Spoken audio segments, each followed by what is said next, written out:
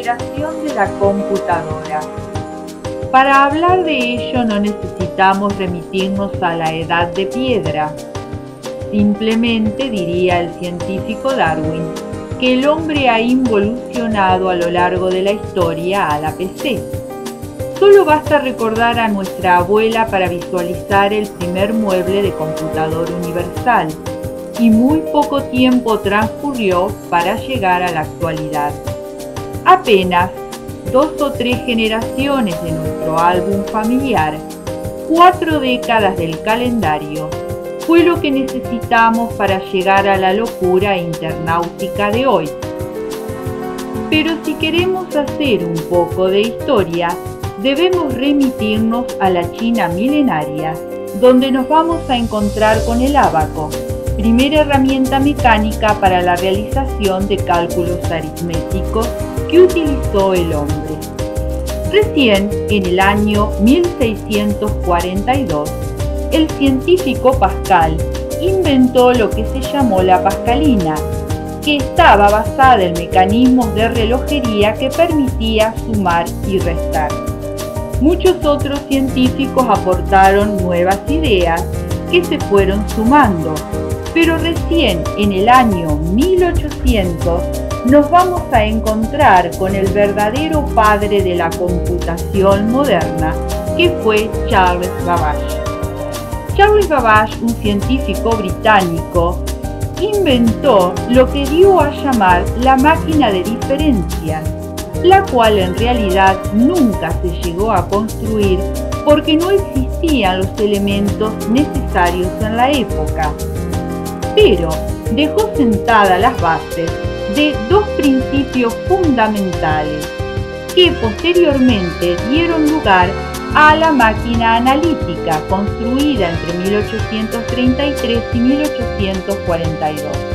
Esta máquina, que estaba basada en tarjetas perforadas capacitadas para sumar y multiplicar, es basada en los principios básicos, que son, en primer lugar, que debía tener un programa para realizar la tarea y además un medio para almacenar los cálculos. Pasaron algunos años más para llegar a 1880. Fue así como en Estados Unidos, la Oficina de Censos le pidió al científico Holmes que ideara una técnica para el levantamiento de datos. Este se basó en una doble trama, como si fuera una tela, para poder leer el contenido de las tarjetas perforadas. Fundó posteriormente una compañía de tabulación que llamaremos IBM.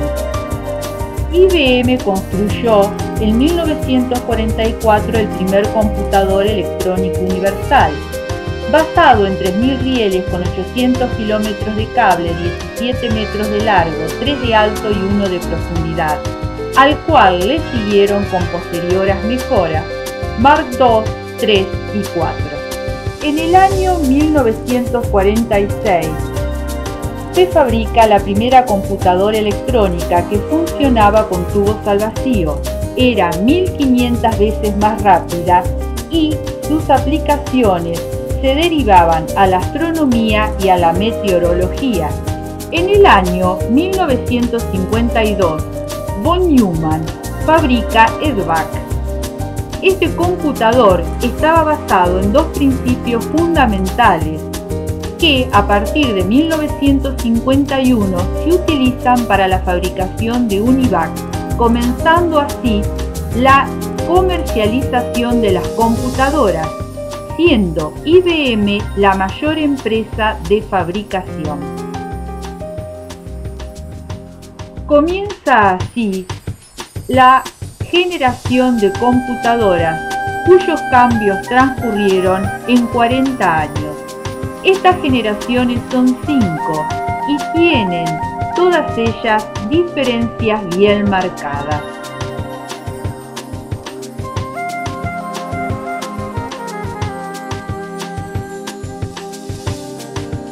Estas empiezan con la comercialización y tenían limitada capacidad de memoria y procesamiento. Se ejecutaban los procesos secuencialmente, es decir, se debía almacenar la información antes de ejecutar el programa. No se podía alimentar otra información sin que el programa terminara. Como la lectura de las tarjetas era un medio mecánico, la diferencia entre la lectura de estas y la velocidad de cálculo era significativa. Se crean así dos medios magnéticos de almacenamiento, la cinta y el disco. En la segunda generación tenemos las primeras computadoras con transistores sustituyendo los tubos al vacío. Esto incrementó la velocidad de procesamiento, ya que se podían efectuar operaciones de entrada y salida de datos simultáneamente que se almacenaban en cintas magnéticas hasta que el computador se desocupara y procesara la información. Los resultados eran almacenados en otra cinta magnética hasta que pudieran ser impresos, por lo que requería un computador auxiliar. La tercera generación comienza con la era del silicio, donde varios circuitos integrados de transistores se incluían en una pastilla de silicio de menos de 1 centímetro cuadrado, lo que da mayor velocidad, menos calor, más memoria y menos costo. Esto con un modelo de procesamiento concurrente, donde varios programas pueden residir en la memoria, pero uno solo utiliza el procesador en un momento determinado. En la cuarta generación surge el uso de la técnica de los circuitos, procesamiento distribuido, el disco óptico y la gran difusión del microcomputador. En el año 1982 se crea el 286 con memoria cable y monitores coloreados. En 1985 el 386, que gracias a su velocidad era posible correr software gráficos, donde podía alcanzar hasta 256 colores. Llegamos a la quinta generación en el año 1991, que se caracteriza por la simplificación y miniaturización del ordenador, mejor desempeño y más almacenamiento. La reducción de los costos de producción y volumen de los componentes permitió la aplicación en sistemas embutidos que controlan aeronaves, embarcaciones y automóviles. Desde entonces no hay grandes cambios, solo se basan en mayor velocidad. Seguramente hay más avances tecnológicos por ver, pero la verdadera revolución lograda por la computación está muy lejos de cálculos, circuitos y memoria. En realidad la vemos cotidianamente en la comunicación, haciendo de este planeta un mundo cada vez más globalizado y unido por las interrelaciones sociales.